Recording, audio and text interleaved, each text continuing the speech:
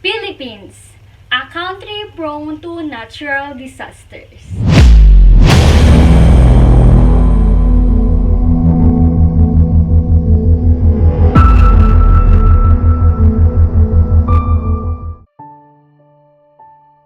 Typhoon Haiyan is one of the deadliest natural disasters that ever to hit the Philippines. But it's far from the only one. The Southeast Asian country is located in an area that has been struck by a number of major storms.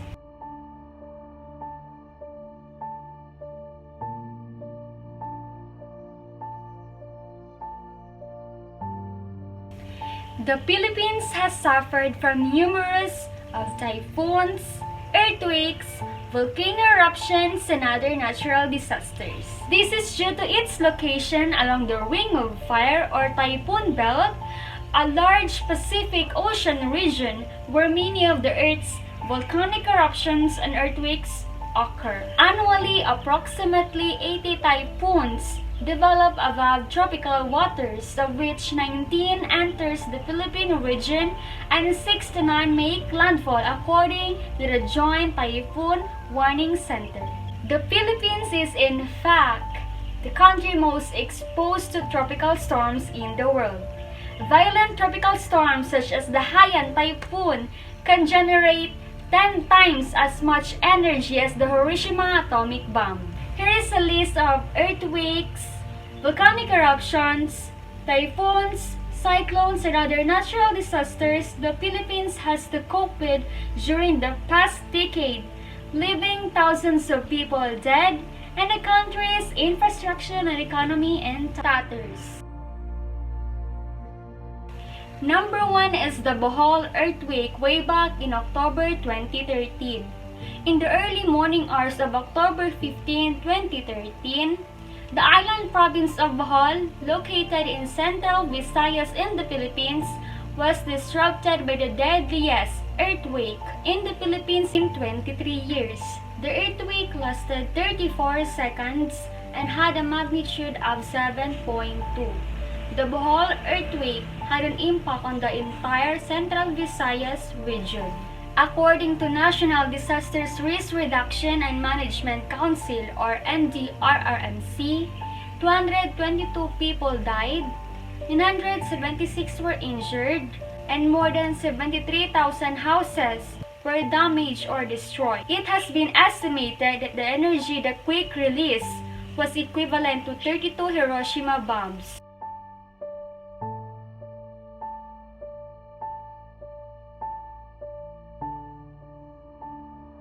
Number 2 is the Typhoon Bopha, way back in November to December 2012. Super Typhoon Bopha made a landfall on December 3, 2012 on the Philippines southern island of Mindanao, which has been destroyed by the Washi storm a year before. Bopha caused widespread destruction on the island with more than 600 fatalities. The super typhoon reached an unusually minimal latitude, coming extremely close to its equator, and is in fact the second most southerly super typhoon labeled as Category 5. The highest level when it comes to a typhoon's wind force and the scale of the potential damage it can inflict. The damage was estimated at $1 billion or 749 million euros.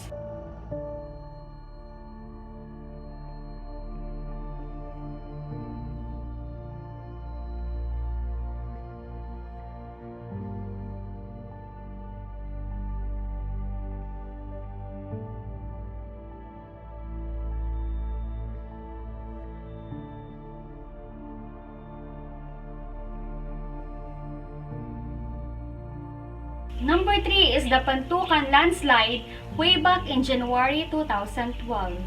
All the conditions were present in making the mining community of the Pantukan town on the southern Philippine island of Mindanao vulnerable to landslides, steep slopes, rugged land, and poor vegetation. The director of the Philippine Institute of Volcanology and Seismology, Renato Solidum, said following the January 5, 2012 disaster. 25 people were killed when the landslide struck a gold mine site near the town. Following the landslide, a 30-day suspension in all mining operations was ordered.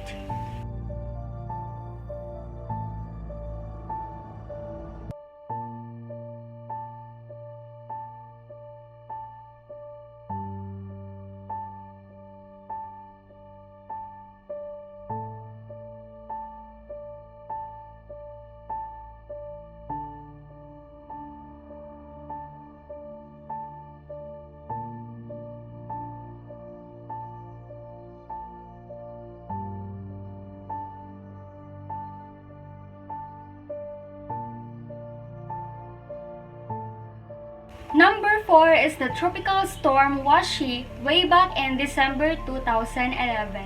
One of few storm cells to hit the southern Philippines, the tropical storm Washi triggered flash flooding that surged down mountainsides, uprooting trees, and swelling rivers, all while residents slept. The storm left 1,080 people dead and destroyed the coastal cities of Cagayan de Oro and nearby Iligan, turning them in rubbish dumps filled with overturned cars, debris, and animal carcasses. Houses with families sleeping inside were swept into the sea in an area of the Philippines ill-equipped to cope with storms.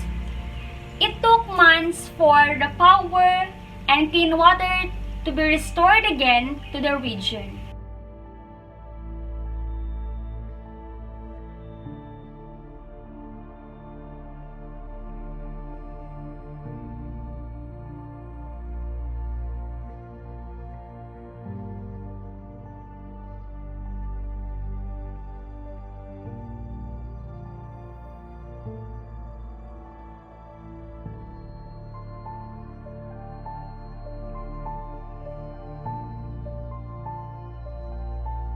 Number 5 is the Typhoon Fengshen way back in June 2008.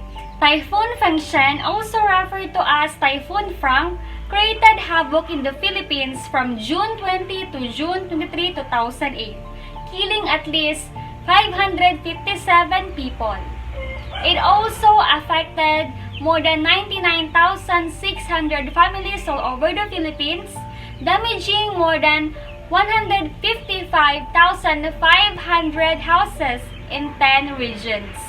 More casualties occurred from the sinking of the Princess of the Stars ferry off the Philippine coast during the storm. The Philippines National Disaster Coordination Council placed the damage to agriculture and fisheries at 3.3 billion pesos, infrastructure at 750 million pesos, schools at 212 million pesos, and fishing boats at 110 million pesos.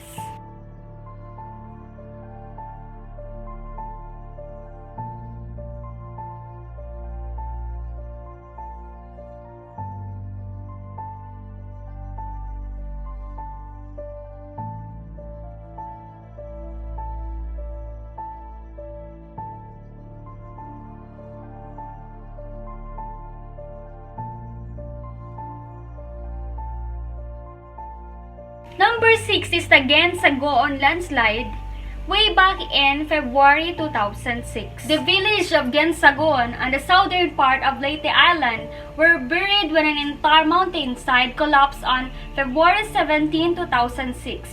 1,126 people were killed in the disaster. A school along with 500 homes were wiped out when a rapid flow of mud made its way down the mountain slope. The disaster occurred after torrential rains of up to 200 centimeters dumped down on the region within 10 days. Locals blamed deforestation caused by illegal logging to be a contributing factor in the disaster.